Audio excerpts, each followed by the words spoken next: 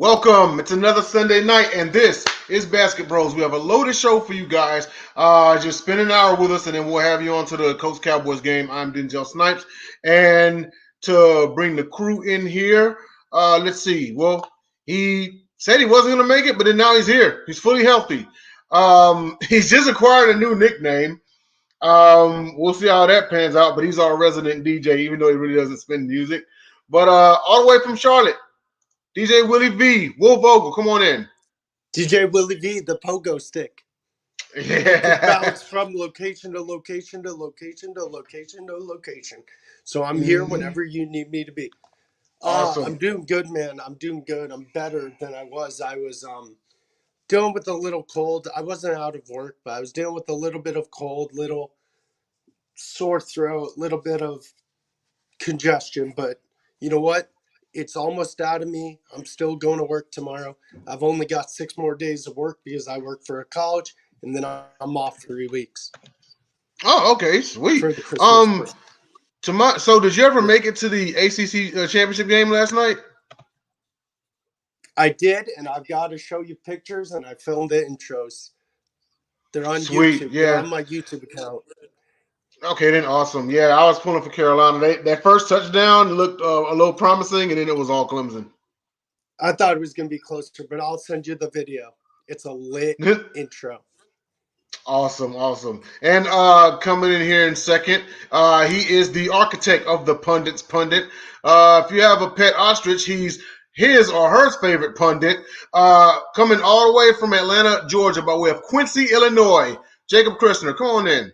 Oh, I don't know about pet ostriches. I might have to buy my own so I can actually have an ostrich that likes the Pundit's Pundit. Well, they're semi-harmless animals. They're flightless birds. They're pretty huge, though. Oh, absolutely. I don't know if they fit in this room. It's awful small. Did you move in? You could just put it in the corner. It'll be okay. Yeah. No, I'll call it baby.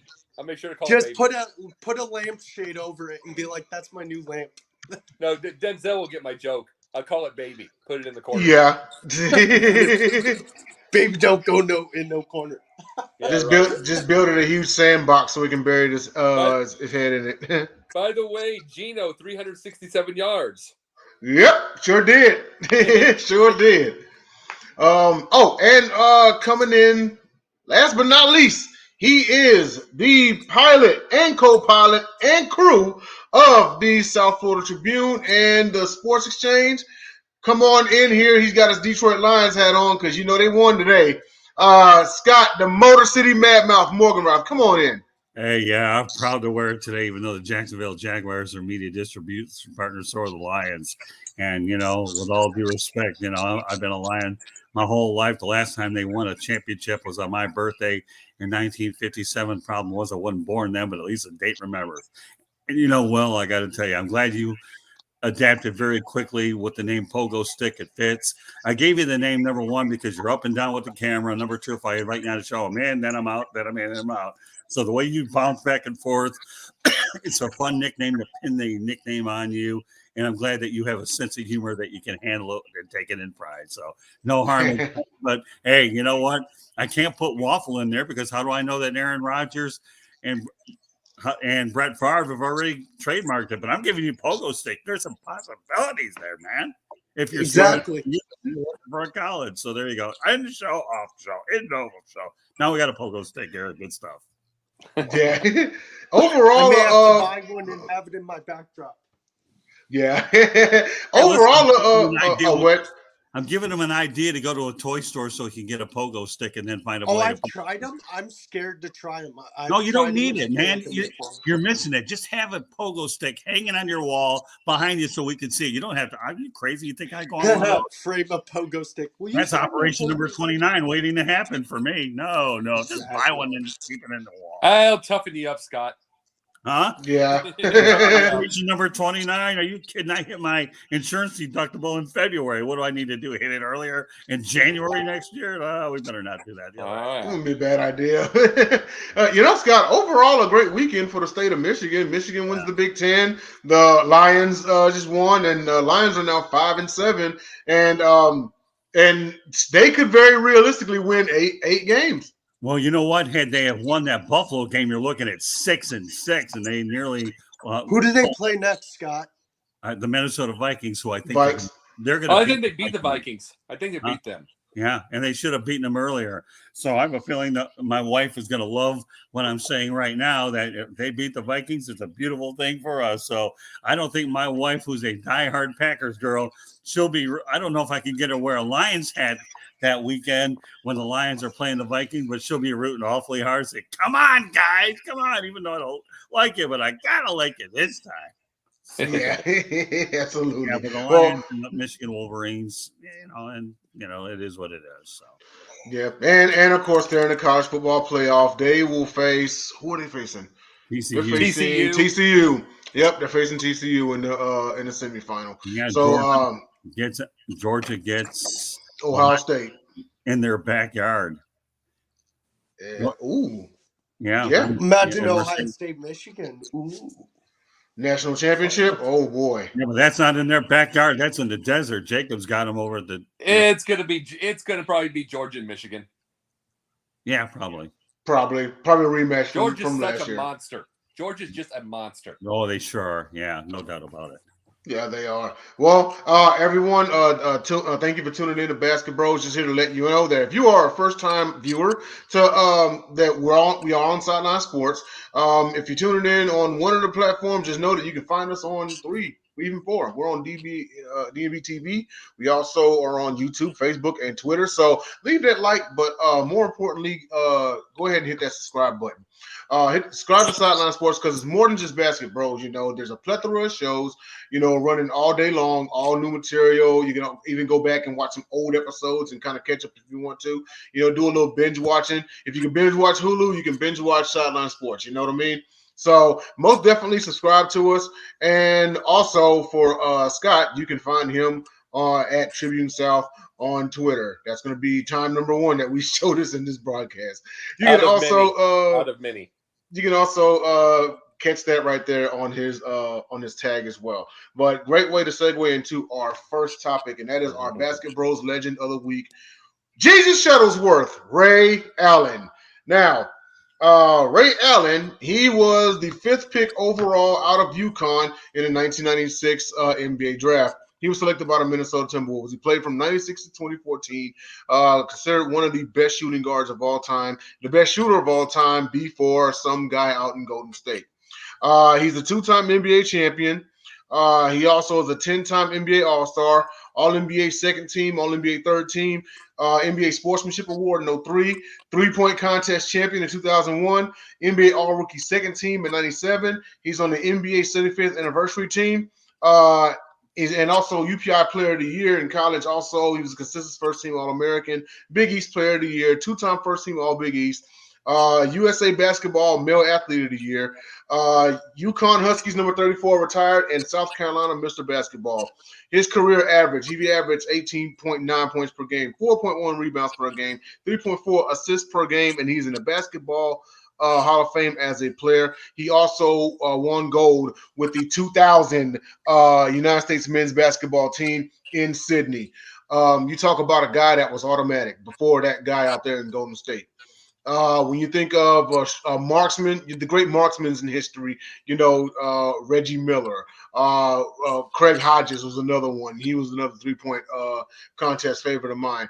And then, of course, you got Ray Allen. You got to throw him in there. You have to throw him in there. Well, don't forget, Jimmy Johnson was a heck of an outside shooter for the Pistons. I don't know how efficient he was with the 3-point line, but let me tell you, though, Denzel, when it comes to going out there and hitting a long ball, Vinny Johnson of the Pistons was awfully good. Shooter. Yeah. Yes. Yeah, absolutely. Vinny Johnson. Vinny Johnson's a name that doesn't necessarily get talked about neither. But he's a big businessman now. Big businessman. Oh, yeah. Yeah, absolutely. There's something about these. We can talk about guys like this, man. The old time when basketball was good. Yeah, absolutely.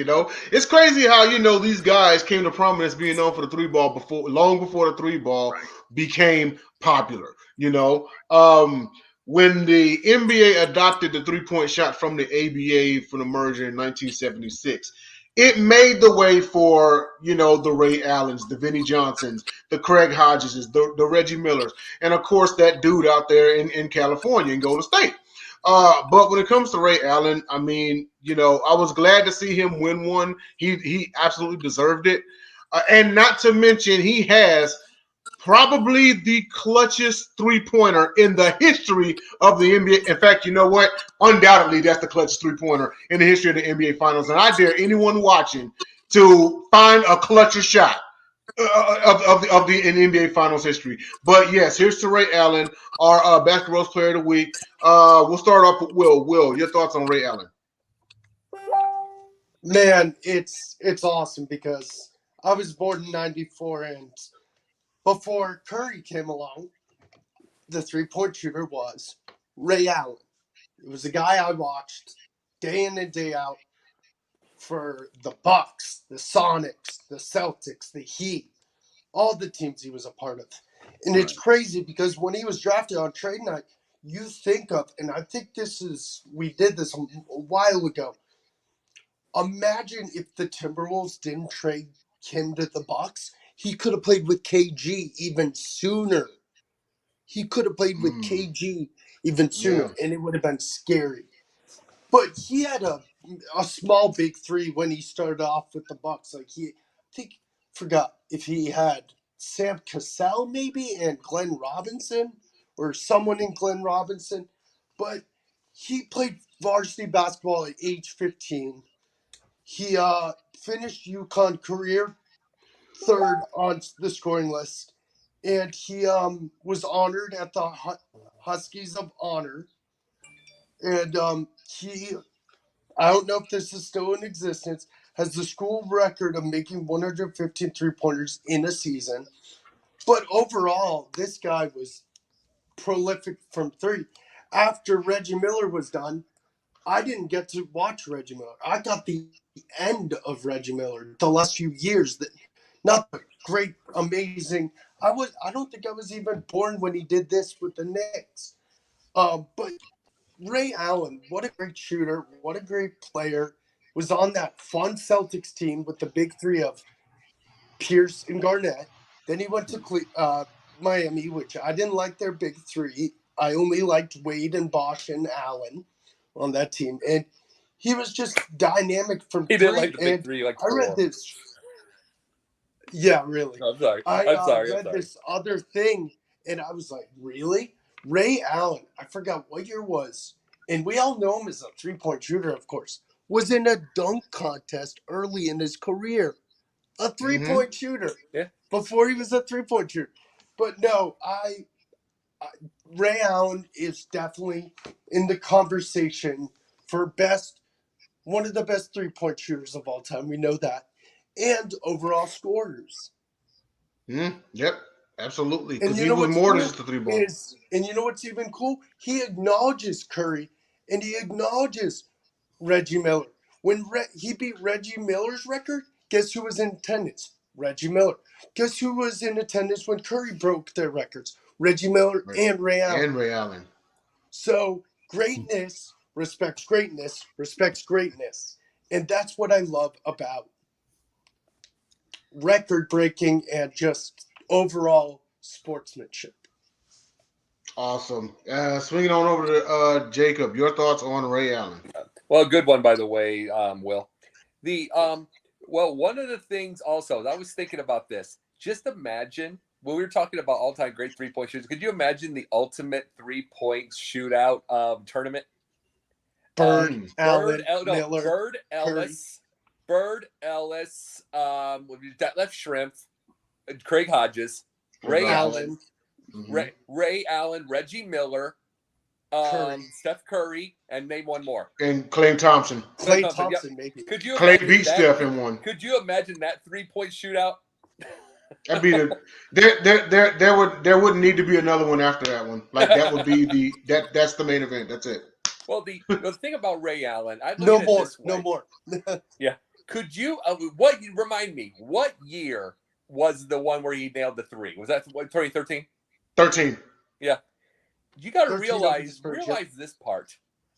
There is from the 2011, the 2011 where LeBron had that 8 points the whole game, or that fourth quarter, when you remember he had the whole thing, a terrible series against Dallas. Right. You ever had all that? They were this close to losing this. They were this close to losing to San Antonio, and he wasn't having a great thing himself. Ray Allen probably saved his legacy, because who knows if he would have left to try, because he was always LeBron's legacy. He was always trying to think of the next best thing. The grass is greener. Always has done that kind of thing. Who knows if he stays, if he would lose another one. And it's like, you got to remember, it was 2-2. But would he have had another shot if San Antonio wins that one? Yeah, I mean, if not for that shot, the Spurs beat them back-to-back in the finals. And I've always said that was the biggest mistake of Popovich's career, was taking Tim Duncan out in the final minute of Game 6. I wonder why he did that, though. I'm just curious. That's what. Me too. We'll continue. But no, we can take one look at this. Everybody will talk about every one of those older names that I bring up, that they are the advent. It's like, not really, because every one of those guys shot about 2 or 3 a game. You know what I mean? Maybe. Sometimes they'd go 2 or 3 games without shooting one. And it's like, and oh, by the way, I need to add one more, Steve Kerr. As far as the 3-point game. Yeah, we got to add him. But we got to wonder about that. It was guys like Ray Allen and Reggie Miller that were the advent. They were the ones shooting them from really odd angles. Everybody shoots them. 7'3" guys shooting from really odd angles now. But Ray Allen, the Reggie Millers, those types, they're shooting it from odd angles, going everywhere. And you got to remember, this is not, Ray Allen did not really start as a 3-point shooter. Remember, you said dunk contest. He also drove the lane. Mm-hmm. He also drove the lane. Whether it was from a knee injury or he just learned how to shoot one day and decided to do it, that's just it was a different game. He changed his game, and not a lot of players did that. He's kind of like another version of Vince Carter. Yeah. Only Vince Carter could keep dunking. Vince Carter was going to be the better dunker, obviously. Yeah. But that's what that was. It was, he changed his game up, became one of the all-time great 3-point shooters, and he used to just drive the lane. So just shows that you can do anything. It's like I keep bringing up with Ben Simmons. It's like you can change your game and to be able to be a role player to do that stuff and keep people off your back. But that's up to you. Yeah, and that was big of Ray Allen, because Ray Allen, and he did essentially, he had to change his game and he had to change his role. He was on the downside of his career, but you got to think, he went from being a main player with the Celtics and beyond his in his career before that time period. When he went to the Heat, they had an established big three, so he had to, essentially, so he had to go to being a role player. Like, look, I'll hit the occasional shot, but it's on you guys. And there's absolutely nothing wrong with that. And he didn't take it to heart or anything like that. It got him a second ring, and it nailed him like one of the best, in the last 10, 15, 20 years of all ever. It landed him a huge memory in NBA Finals history. So, but speaking over to Scott, your thoughts on our Legend of the Week, Ray Allen? Well, first of all, Pogo Stick ended up inventing the 6-pointer tonight with some of the points that he had, because they were incredible. I'll get to those in a moment. But I remember when the 3-point shot came out, guys like Rick Pitino, Bob Knight, and Denny Crum resisted it. They thought it would be bad for basketball. I remember, in the college ranks when it started to come out. But the reality is, when you start to go out there and know that a rule change is going to happen, Don Mattingly once told me that when a rule change is made, you either have one or two things to do: complain about it or adapt to it. That's what Don used to tell me all the time. So we just have to live with it regardless of what the rule is. So, I think there's no question, Pogo Stick, that you're really right. Boy, I'm going to enjoy this name with you, man. But I love the big three out in Boston with Pierce, Garnett, and Allen. They were fantastic. And the fact that Pogo Stick, you talk about, the classy way that every time somebody passed a record, they were always there to show class. That's dynamite. That's sportsmanship. That's professionalism in every sense of the word. It really, really is. So, few people realize that Bill Laimbeer had an excellent outside shot too. Yeah. And he changed the role of what a big man should be like. And he was more of a perimeter big man. Of course, it didn't hurt when you had Rick Mahorn in the paint, sending you to the bottom of the court. So Bill Ambier was one of those exceptional 3-point shooters to go along with Larry Bird and a lot of the ones, Jacob, that you mentioned as well. So I think that, the big three in Miami, living in the area, everybody expected 5 championships, not just a couple of them. So that was a little overhyped in its own right. Yeah, I'm glad that Ray Allen ended up getting a pair of rings, no problem. But judging by that debacle of a PR mess that they had with James, okay, everybody expected a handful, and all they did was get 2. I can even count that high. So, I don't know. I've never been a big fan of the 3-pointer anyways. I've always been a fan more of drive to the basket, get the natural 3-point play, and do it the old-fashioned way. You earn it, but it's a part of the game. You have no choice to go ahead and live with it, but I'm not really overly crazy. But you know what? Ray Allen is a guy who, to me, is an unheralded player because he was ahead of his time with the outside shot compared to the reliance upon it now. He really is. I would say he was ahead of his time. I really would. Well, Scott, big thing also is Bob Knight did not liking the 3-point shot. Well, it was completely obvious when he was a Mr. Triangle guy who loved trying to find that inside guy. He loved finding that pick and roll. He loved finding that around that triangle, going around 5-6 passes. I mean, you got to remember, even at Texas Tech at the end of his career, most of his wins are like 58-50. Right. He still loved that game. So he hated the 3-point shot because it limited passes. Well, sure. And Jacob, I can add to that point was the fact that he liked the motion offense is what he did. Yeah. That he preaches that motion offense. And when you talk about the nature of how basketball has evolved back in the time when we're really talking about it versus what it's become now, which is unwatchable, he believed in the motion offense, not triangle. I'm sorry. Right. No. Motion offense. Yeah, you're right. Well, the triangle, you got him confused with Phil Jackson. Yeah. Well, I didn't like the triangle either, so don't feel too bad, pal. But, Bobby Knight had the motion offense. He never cared for a lot of it. And I don't want to belabor the point that today's basketball is unwatchable because that's why we enjoy spending Sunday nights talking about when it was good. Mm-hmm. But the reality is, but Bob Knight obviously I never liked it either. It's just the fact that Ray Allen was really good at it. And he was a revolutionary game changer, and now the game is predicated around the whole thing, anyways. Well, remember this before we go into our thing. Remember this part: Vince Lombardi. This is not a football thing. This is a basketball thing, actually. Vince Lombardi won a state title in basketball as a coach. His one and only year he was a coach. And all he did was take a book that was from the era where you did where you did a tip after every basket. That's how he just did. All he learned was passes. You gotta get the sheer amount of passes. And work with your team. He wins a state title. All right, by the way, I'm sorry. We have some breaking news here that I want to get on, even though it's not basketball related. I think it's good since we're a fluent broadcast. Breaking news that Jimmy Garoppolo broke his foot and is out for the year. According to Kyle Shanahan. You know what? We're actually a live show, but anytime we get breaking news, I've learned in my years in journalism, and we are live, it's good to let people know that as well. So sorry. Absolutely. Will, go ahead. Will, go ahead. No, also one last point about spreading the ball. I went to a basketball game.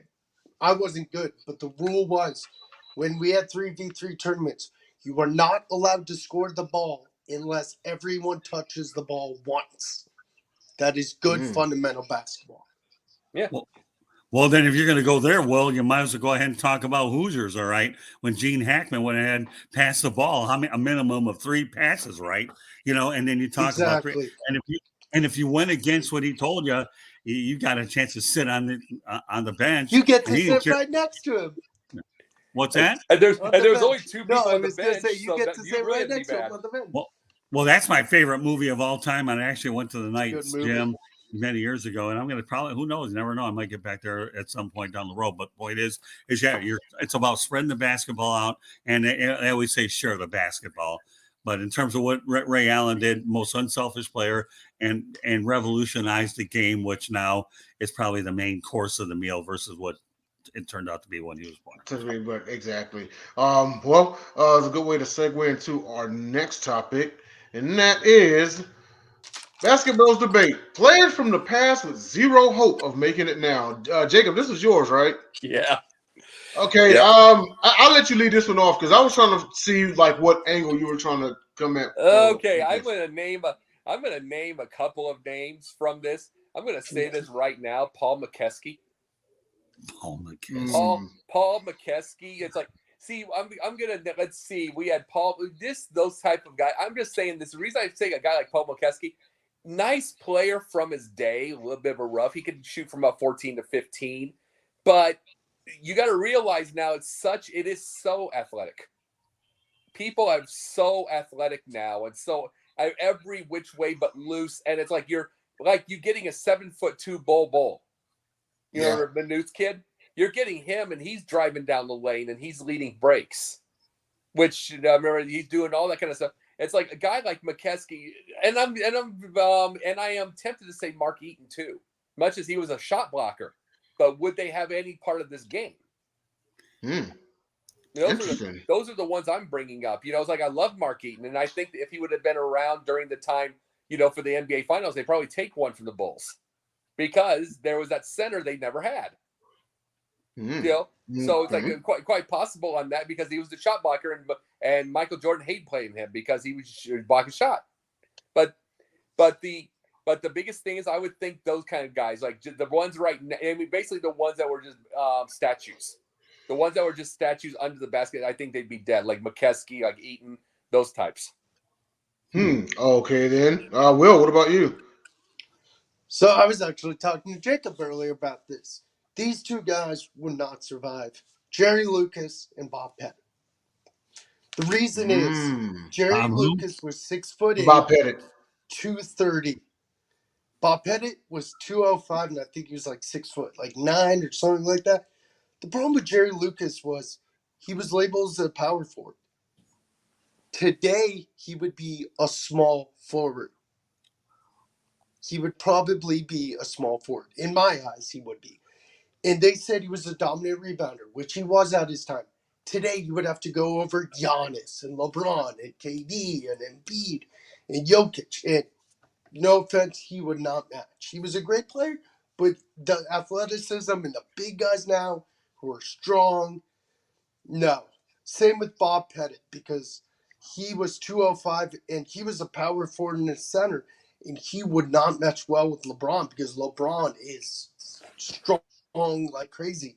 So I don't think either of those guys would survive today because they just would. Because Jerry Lucas, like I said, wouldn't be as dominant as a rebounder, and he'd probably be a small forward. And Bob Pettit is not that tall, not that built and like heavy pound for pound like the center nowadays who are like 230, 240. He was 205. I got another so that's my opinion. Oh, sorry. Go ahead, Will. No, you're good. I got another one. You'll know this name. You'll know this name, Scott. Billy Paltz. Oh yeah, I remember Billy Paltz. I mean, he consistently looked like, and you can look him up. He looked like he was 9 months pregnant at all times. Yeah, I think he played for Spurs, if I remember correctly. And Houston. He played for Houston. And it's like, no, and it's like, and I'm just saying, he just constantly looked like he needed to have the ice packs at a YMCA during one of those games. What's his name? Billy Paltz, Paultz. Paultz. Yeah, Pogo Stick. You really have to look him up, man. Oh, yeah. I mean, he just, the most unathletic looking NBA player ever. Absolutely would not make it stand a chance. He'd probably agree with it, too. And Scott, what about you, man? Well, I got 4 good ones for you. Okay, number 1, I'm going to go with one of my favorites is Chuck Nevitt. Okay, there's Chuck Nevitt's one.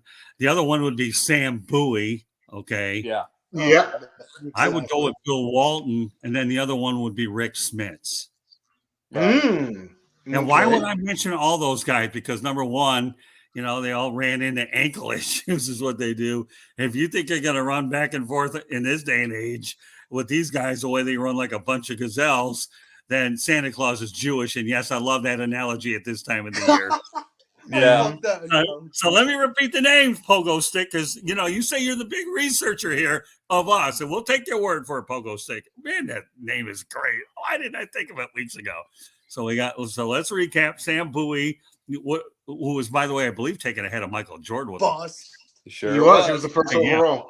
So you got Sam Bowie, we got Chuck Nevitt, who was a foul machine with the Pistons and the Lakers. If you needed six, And stick in Houston. there. Right. And then, of course, here's a story, too, is I remember interviewing Rick Smits over at the Palace of Auburn Hills. And, I had my tape recorder sitting right next to him by his locker. I had to put my arm so high. And, that's a wonder I didn't stretch a ligament or mess up my shoulder trying to interview this guy. Because, interviewing him is like Jack and the Beanstalk. And Bill Walton, I got to tell you another funny story about him. We all know how busted up he was. Now, I'm getting you off a little topic here, but, this is the season to be laughing, okay? So I go to Juarez, Mexico, and at that time, I decided to spend a little bit of money on dog racing, the old the Greyhounds. Is that what it's called? Greyhounds? So I saw a Greyhound named Bill Walton, okay? I decided to bet a couple bucks on it. And I'm hoping that this dog can go ahead and run a lot faster than Bill Walton. Did it break its foot? No, what happened was I lost the bet because he was slower and he finished in last place. Oh, boy. You should have called John Wooden and been like, John. And then I learned a lesson about Mexican water. If you ever have a pop or Diet Coke over there, don't put ice in it because I got sick on the water in Juarez, Mexico, betting on Bill Walton in a Greyhound. So I'm sure that was probably the farthest thing any of you guys came up when you came up with a topic with this off the wall stuff. But again, I have that little age thing over you. So I don't know. Your guys' picks are good, but I love it. No, I love it. I'll give you another. Bobby Weiss from the Bulls. Bob Weiss, the old coach. I remember him. He was absolutely he has the history of being the nerdiest looking player and nerdiest looking coach in the history of the NBA. Well, you know what? Amazingly enough, being a Charlotte guy like you are, Pogo Stick, I think that Lee Rose was an assistant coach under Bob Weiss, if I remember right. And Lee Rose is iconic over at UNCC. I got to know him well when he was a University of South Florida Bulls. I don't know that name. I'll definitely have to look You don't know? Yeah, well, being a UNCC guy, he led the University of North Carolina, Charlotte, to a Final Four, I believe, in 1977. Yeah, UNC. Yeah, they did make. And then you had UNC, yep, I believe you had Marquette, and I'm trying to remember the other. It doesn't matter. Marquette yeah, won it all. I don't like that college. I don't like that college. They were mean to me, but that's another story. Mm-hmm. But they're helping. But you know what, Pogo Stick? They're helping you tonight, and you didn't know it. Yeah, there you go. I had one name, and I hate to say this, but Brandon Roy. I mean, the dude's knees were melted ice cubes, and in today's run and gun small ball, you want to put him out there to compete with Golden State? He's probably done after one quarter. And I hate to say that because I used to love Brandon Roy. He used to give a rocket spit. I did too. But with his knees and in today's game, I don't think his career would have been much shorter than it did. So yeah, my name's Brandon Roy on that one. Well, I'll tell you another one that wouldn't have made it, Phil Jackson as a player.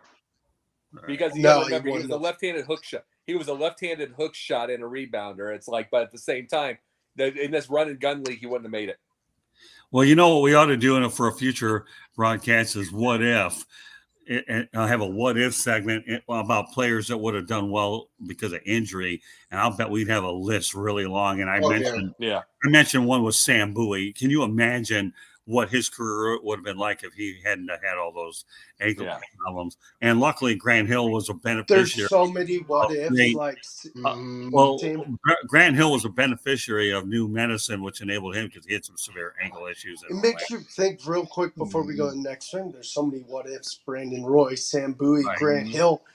Even the biggest what if in my history is Len Bias. Len Bias, Well, you're going to go there. You might as well go Hank Gathers if you're going to go in that sense. Because Reggie Lewis. Kimball. Yeah, no, I mean, there you go. Yeah, I mean, those are guys that tragically passed away before he even could enjoy how they would have done it on the next level. This He is would have crazy made the how like Celtics even stronger. on a topic like this that we're talking about right now, and the three of them are Trailblazers: Bowie, Greg And you, Oden, yeah, Brandon Roy. Well, there you go. Greg owns another one. Thanks, Dan, for Mhm. bringing and that one look up. at what's his name? Um, um, who did I just say? Who did I just say? The Well, name? I thought you said Len Bias, right? Yeah, Or, Len Bias would have well, I made the mean, and then Celtics a now you get into lot better. a bunch of Celtics too, right? We've already rambled off a bunch of Celtics, right? We got Len Bias and what Reggie? What was Reggie it? Lewis. Yeah, Lewis. Reggie Reggie. Lewis. Yeah. Mm-hmm. I'm sorry, Exactly. Pogo. Go ahead, buddy. No, I was gonna say, Len Bias would have made the Celtics an even stronger team. Oh God, wouldn't he? It's what a Absolutely. shame. You get the number 2 pick in the draft, all of a sudden the guy tragically go. That's just unreal. And those are two players that would have played together, him and Reggie Lewis. And Yeah. on the downslide of Bird's career, I mean, man. Oh, yeah. And especially the way Bird could pass, that probably would have been 10, 12 assists a game. Well, for Oh, anybody that easy. knows anything about bull print, that would have been a 48-point what if. Yeah. That would be a fun Yeah. what if. One Yeah. day. Yes, definitely worth visiting in the future. Well, we'll go on to our next topic, and that is one of two BasketBros moment in times. So we're going to take a trip to November of 1993. Shaquille O'Neal has a monster triple-double versus the Nets. 24 points, 28 rebounds, 15 blocks. It stands as the only 20-20-10 game in his career. 20 plus point, 20 plus rebound, 10 plus block. He was only 21 years old. That season, he averaged 29.3 points, 13.2 rebounds, and 2.9 blocks per game. And he led the NBA in field goal percentage at 59.9. And he even said after the game, I guess I played okay. Like this dude has a game like that. And he's like, I was all right, you know. But this is the reason why. Oh, by the way, yeah, this is rookie year. This is the reason why by year 4, he was considered he was talked about as a top 25 all time already. You know, now, and we talked about this before. You take a man his size, and he's muscular and he's athletic. You know, like Shaquille O'Neal was the catalyst for the Giannis's, for the Nikola Jokic's. You know what I mean? So, I mean, but back to this game in general. I mean, this was absolutely historic. Swinging on the Will, man. Your thoughts about this performance? Yeah. What else can you say? Like when you think of triple doubles nowadays, you think of points, rebounds, and assists. But Shaq did it with blocks. Yeah, Blocks. And it's crazy. He was too shy of breaking the NBA record of blocks in a game. Too shy. There's a bunch of guys at 15, and there's one guy at 17. But yeah, it's coming off his rookie of the year, rookie of the year before. He had an amazing year, like you said, 29.3 points, so on and so forth.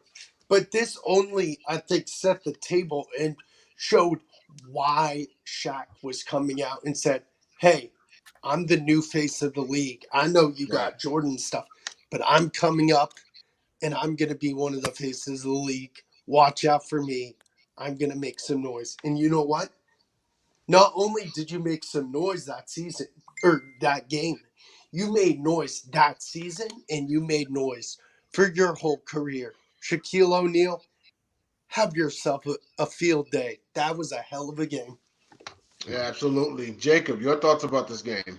I can say this part. It's probably one of the greatest games of all NBA of all time. And it's like, but this is telling you something. The guy was 7'1", 315, 320 pounds. And a league where the people still weren't at the biggest and doing all that yet. He did that one time. Just imagine how many times Wilt did that. Yeah. And so you have to realize just how good Wilt was. And just, I mean, he did that against, he was playing against less teams and against guys like Bill Russell, playing against, all the big guys that had to get him, Bob Pettit had to face him, any of them. And it's like, and he had to get those himself. So he was dominant. But look at this. I think back to Magic and Larry for this one thing. I mean, Magic wanted to stay, but I'm just giving this example. Michael told them to get out, which Bird was going to anyway. We know is back. But he told him to get, and it's like, but here's another thing he said. He saw Shaq and he saw Chris Webber. And he saw those guys during their little rookie deal. And he saw that these guys are in like, what was Webber, 6, 8, 9? Webber was about 6'8", yeah. Yeah. It's guys like that, they're driving the floor. Shaq is leading fast breaks at 320. The speed, that ball handling, the everything. He said, legends like that are saying, I'm getting out. I'm getting out. It's like, especially when a guy like Bird couldn't move anymore. He couldn't move at all anymore. I mean, he was making ridiculous numbers, like ridiculous video game numbers without moving. That's how great he was, but he understood. So he won his gold medal and went. And it's like perfect to say that, because those guys would have crushed. Those guys would have started crying. It's like, it reminds me of, and I'm going off base, and I'm just going to do what Scott usually does. No. No, I'm going off base for a second, but it reminds me of Shaq facing 1995 Shaq facing 95 Patrick Ewing. And it looked like 95 Shaq versus 91 Ewing. It was speedy, it was fast, it was drive. It was the ball movement was quicker. It was Shaq was just so much more athletic. He was healthy. I mean, there was flow. Patrick Ewing with those knees being gone. He had like 3 pads on his knees. There was all that stuff. It just looked slow. It just looked everything. And it's like I'll tell you, Shaq might have ended Ewing's career earlier if he didn't leave for the West. Because he was just. Can I bring up a breaking news? Sure. Can I bring up a breaking news? Sure. Okay, like Scott did, this is not basketball related, but Fred McGriff is now elected to the Contemporary Baseball Era Committee. Was elected, the only guy. Yeah, I was wow. Good. I was wondering about that. Thanks, Logo Stick. Well, good for no, but thank you very much, Will. No, those are the things I bring up. It's like, if he stayed on Orlando, remember how long he might have ruined, because he was ruining Ewing every game. Yep. Even though Ewing was getting his points, this was not the Ewing that was blocking shots and dominating the paint. He was getting blasted by Shaq. Shaq was just that much bigger, that much faster, had the footwork, everything. And then after Shaq, Moore came in. And then it's like when you would see Patrick Ewing on the Sonics, and at the end, and he was fat, and it was just that his legs were gone, he couldn't move anymore. It's just like, it just showed how different the game was. Yeah. That's another guy like Moses Malone, who we said lasted too long. He lasted way too long, Ewing. Yeah. He definitely probably overstayed his welcome. But you know what? You bring up you mentioned that had he stayed in the East, he would have ended Ewing sooner. That begs another question also. If Shaq stays in Orlando, considering he already knocked him out once, how many more rings does Jordan win in that second half of his career? Yeah. Might be still another, but I don't know if it's 3 in a row. Okay. Because you got to realize, the one team that gave him any trouble was Bird's Indiana. Yep. Everybody else nobody else gave him trouble. So really, they missed a real big opportunity on that one to be able to face the Bulls and do that. That's we talked about rivalries a few weeks ago. That was a possible one that could have been. Magic Bulls, yeah, absolutely. And just think, when Jordan returned, he averaged 32 points per game in the playoffs, and the Magic took him out in 6 games? Yeah. So yeah, I mean, you got to, and then considering like that team, like, because it wasn't just Shaq, like considering like the team, it's like, you know what? How many more would Jordan really have won had Shaq stayed in Orlando? That's a good question, and I still say that he would have missed one from Utah, because I think the biggest thing that they had when they beat Utah twice was they had no center. I don't think Ostertag was no match for a Mark Eaton in that middle, and I think he'd take one with Mark Eaton there. Yeah, absolutely. Well, hey, speaking on to Scott, Yeah, your thoughts on this game? Shaq had a monster game, and it was only 2010 game of his career. Well, Pogo Stick, you really are a good pupil because if I'm coming up with breaking news, now he's learning. So we're already making progress with Pogo Stick tonight. Thank you, Will. Yeah, no, that was good, especially that one. But good job. Again, guys. Yeah, but anyways, let's get back to this. Okay, we're talking 24, 28, 15. You know what that reminds me of? That reminds me of a person eats 30 Big Macs from McDonald's. That's an awful lot of that to me. There's an awful lot there. Okay, so 30 Big Macs from McDonald's. You only can imagine what the calorie count is there. Now, what people have to understand is I remember I met Shaquille O'Neal one time during the summer before the Olympics, and I interviewed him in a locker room. And I've never, ever, outside of Charles Barkley, seen a more humble guy than Shaquille O'Neal. He is really a really humble guy. So for him, to downplay it is like a Barry Sanders moment, okay? He didn't think of it because he knows it's part of the job, I mean, you're right, Pogo Stick. Blocks being the third portion of that stat. What do they usually have? 24 points, rebounds, and assists. But this guy got blocks. He was a monster on the board. If you've ever stood next to the guy and you've been next to him, to me, but he's a heck of a player. And now you guys are talking about some guys playing a little too long.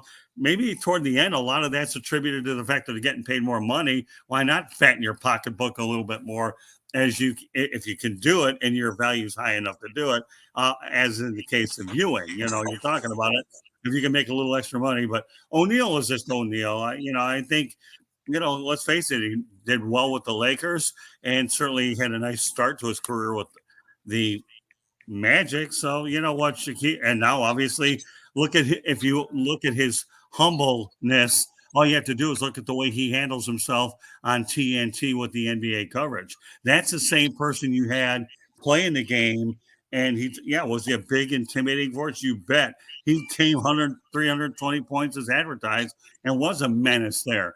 But he came out of LSU, and who his Twin Tower buddy was? Stanley Roberts. And a lot of people thought that Stanley Roberts was going to be more dominant than O'Neal, but we all know how the O'Neal thing turned out. So, but Stanley Roberts was a guy that was limited to injuries, is what he does. So, hey, I have the utmost respect for Shaq. He moved around a lot, got a few rings, so at least you can't say he's not a championship caliber player. But I think the biggest thing I've known in my brief time knowing the guy is he's a championship caliber person. And those are the kind of numbers where you get very humbled, like, well, let's do it again. Well, who knows how many other great numbers that he had. This one happens to be one of those type of numbers, which is a little bit more overwhelming than the overwhelming ones that we probably haven't even seen, if you get my draft. Right, absolutely. I mean, Shaq was just, and we've talked about this before. Shaq was just a larger than life personality. I've said it, on a previous episode of BasketBros. He got his start down there in Florida. And he realized that, he's a ball player. He's also an actor. He's also a rapper. That's one of the reasons why he broke for LA, was because he had enough people tell him, dude, you're Hollywood. All you got to do is just reside there. Go play for the Lakers. And then look how that turned out. Terrible movies. Bunch of terrible movies. Blue Chips wasn't bad. Still could afford to not been made. Yeah. Denzel, your point's so well taken. That's the only reason he left Orlando, was to go to LA with the opportunities on. Otherwise, nowadays you don't have to go to LA to get those opportunities if you're big enough, because a lot of times sports, especially the NBA, the NFL, you can get those opportunities away because you have a lot more exposure. And if you're marketable, anything's happening. Now, being in LA, don't get me wrong, and I've been there many, many times, certainly being in the area certainly enhances your ability because you're there. But, you nailed it right there, my friend. Okay, he left Orlando to go to L.A. for those opportunities. Why do you think James did, too? You leave Cleveland to go back to L.A. Well, my goodness, these guys are wealthy for a reason. And they are. You're absolutely, and then you also got to think, this is the internet era. If Justin Bieber can get discovered on YouTube, It's not like Casino back then. If you wanted to go box office, it was two places you can go: L.A. or New York City. Now you can get discovered right in your living room in like Backwater, Idaho. Oh, I know. You're talking to somebody. Yeah, but well, wait, hold on. You're not that far off. What about Giannis Antetokounmpo? Don't you think that this guy here can live in Milwaukee under a much lower key environment? Maybe down the road he finds a career in the entertainment business. You never know. I mean, he can now. You can get what's that? He can now. Yeah, that's my point. Well, you just said internet, right? Okay, right. And what he does play, so Giannis Antetokounmpo, and I'm just mentioning him, and there are probably other ones on a future episode of BasketBros that I'll come up with. But that's exactly where the society has gone because of that. Yeah. Well, you're talking to somebody who's working with, who's working on a movie with somebody in Atlanta, Georgia. And we're basically going to be doing a short and a feature movie, and we're doing we do a podcast on Thursday nights, and it's in Atlanta. Right. And it's like, just think about those things. And it's like, in truth, if I went to go visit Quincy, I could get notices the same now. It's a different world. You don't have to be in LA anymore. You don't have to. I mean, it's still. Don't get me wrong. It will never stop being a destination, that New York City, because they're commercial capitals, But it's just a whole different game now than, say, 20, 30 years ago, where you had to move to those locations. But now you can get discovered like anywhere, But at the time period, Shaq did the right thing, Yep. Enough people told him, hey, you're walking box office. All you got to do is just go to LA. So when they got insecure about LA, went to LA. But we have a few minutes left, and it's just enough time for our last topic, and that is our second BasketBros moment in time. Will Vogel, you're going to love this one. Morning's jumper at the buzzer beats the Celtics. Real quick. Everyone talks about that moment, but no one talks about the fact that he had 33 points. He was the reason they won that ball game. He took an inbound pass from Del Curry, who's the father of some guy out in Golden State. And he dribbled, probably some dude, he's trash. Dribbled once, squared up, and switched the shot from behind the Cottage 3-point line. And actually, the Hornets overcame a 19-point deficit before that shot. Awesome moment in NBA playoffs history. Swing it over to Will. This is your team. You've talked about this moment before. Your thoughts on this moment? So, actually, you know what's so funny? I think I have a bobblehead of that moment. Just one sec. Let me see if it plays it. I think it's this. Is that it? Oh, I thought he's pulling out his pogo stick.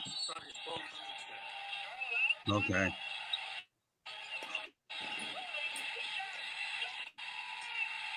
Yep. Okay.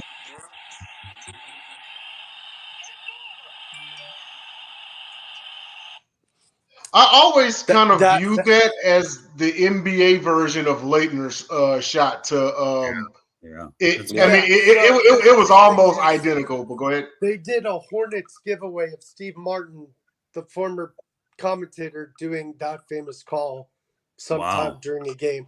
And when you said that, I was like, man, I think I have a bobblehead of that moment. Wow. So, iconic, definitely resides in Hornets history, NBA history, NBA playoff history, but mainly Hornets history because this is our first playoff victory series win, and we haven't won one since, I'm pretty sure. We were the 5th seed against the 4th seed Celtics, who had Bird, Parrish, the usual Celtics. And, it was Bird wasn't there anymore, but I know what you're saying. Bird wasn't there, but McHale was there. Bird wasn't there. My bad. Yeah. Not even thinking. Huge moment in Hornets history, and will ever be remembered by Hornets fans and NBA fans. Yeah, that's all I got to say. All right, on down to Jacob. Your thoughts on this moment? Yeah, you brought up the thing. It's like, Bird and Parrish are there. They were aging also, but this is the thing also that we're missing. That was the first year without Bird, and that's the number one thing they were completely missing. Which, if he was there, that shot does not happen. He was the weak side. He was the weak side defender that picked off those passes. Yeah, he picked off those passes off the fly. He never did anything really one-on-one out of anything normal. But it was those kind of passes he picked off, whether he was hurt or not. So it probably doesn't happen on that time, whether he's hurt or not. But overall, though, I mean, we can ask you this: was that the Hornets' only? Was that their only playoff series win? I think so. I think it was, yeah. Wow. Guarantee it. I'm pretty sure. And see, that's the whole thing with Charlotte. You would have thought they would have had more because they were such an exciting brand. Their crowd, everything during those times. You would have thought they could have really built up. That's another thing that could have been. You know what I'm saying? That would have been Charlotte, and especially Charlotte and Chicago. Because especially during those times, if you don't get rid, if Larry Johnson doesn't go, if Morning doesn't go, you still had Bogues. You had that. That's a big three in itself. Curry, yeah. Curry. You had a lot of things, and then all of a sudden they went from that, and in 1 year, like 41 wins. Yeah. And it was like, and they just didn't have the same talent, and it was like, oh. And then everyone left, yeah. Yeah, and it's like, really, overall, that just said what the business really was, because if that would have been in the 80s, if that would have truly been in the 80s, they would have stayed for years, because that was truly, I'm talking about the early 80s, mid 80s, that right. was truly a show. The Charlotte Hornets, the crowd was the show. It was loud. Yeah, exactly. It was ridiculous. And you know what? So I'll go real quick again. I wasn't born, of course. I've said this a lot, but I've talked to people who used to have tickets in the old Charlotte Coliseum, and they said that stadium was electric. Going to those games was electric. Seeing Mr. Julian make those uniforms of the teal, the purple, and the white, and it was unique, and everyone's like, what the heck is this? I even owned a throwback Hornets jersey. That's how much of a Hornets fan I am. And they said, going to game. I've talked to people who are like, they're like, yeah, I used to be a season ticket holder at the old Charlotte Coliseum. Makes me wish I was born, because I definitely would have been too, probably. And it was a time to be alive for Hornets fans. And then we had a dry period. And the Hornets haven't been that prominent since then. They've had playoff teams, but they haven't been that fun of playoff teams like that team. Oh, by the way, the very first home game against the Bulls, they won it at the buzzer. The Hornets did. Yeah, they won it at the buzzer, and it's like, and then Jordan decided to absolutely obliterate the next six the things by like 25 points for doing that to him. Yeah. Swing it over to Scott real quick. Your thoughts on this moment? All right. Well, first of all, I met Morning when he was playing for the Miami Heat. Now, you say he scored, 33 points? I believe he wore that number, too. Was it 32 or 33? He wore 33, yep. He got retired. Synergy, 33 points, wearing the number, retired, by the way, by the Heat. And I can tell you one thing. Well, he is It's not retired by us. It's retired by the Heat, yeah. Miami Heat. Yes, for Miami. Right, that's what I'm talking about. So hang with me, Pogo. All right. So anyways, but the thing about his accomplishment is he was a great rebounder and a great defensive player, and to come up with a big offensive moment at a time when he needed it, that's the one thing that tends to get overlooked about Morning's game. And I remember talking to him, and when he was going through his kidney issues and all that, I'll tell you, you want to talk about one of the nicest, humble guys on the planet. Alonzo Mourning, to me, is not only a Hall of Fame person, but a Hall of Fame player. And to be able to come up with he's a well-rounded player. That's all I can tell you about Alonzo Mourning. I've got a breaking news. I got breaking news here. The Lakers win tonight. Anthony Davis, 55 points. 55 on the Wizards. Look at this. We have a new trend tonight on BasketBros. 55 points, 17 rebounds, and 3 blocks. It's a new segment. We've got a new segment called Breaking News on BasketBros. Now we're going to feel like a real sports show. No. We need to do the titles and all that kind of stuff also, and graphics. Yeah. With breaking news, I'll type in the banners overall. But continue, Scott. Yeah, see, we got a new segment that we accidentally created. Breaking news while we're talking basketball. Now we're bringing in a journalistic aspect of all these opinions. Don't get any better. Hey, Jennifer Matthews Lewis, if you're watching and listening, my goodness, breaking news has been created on the BasketBros. Yep, yeah, absolutely. Well, that is our show. We're right at the 1 hour mark. Thanks everybody for tuning in to Basket Bros. And real quick, Will, where can everyone find you?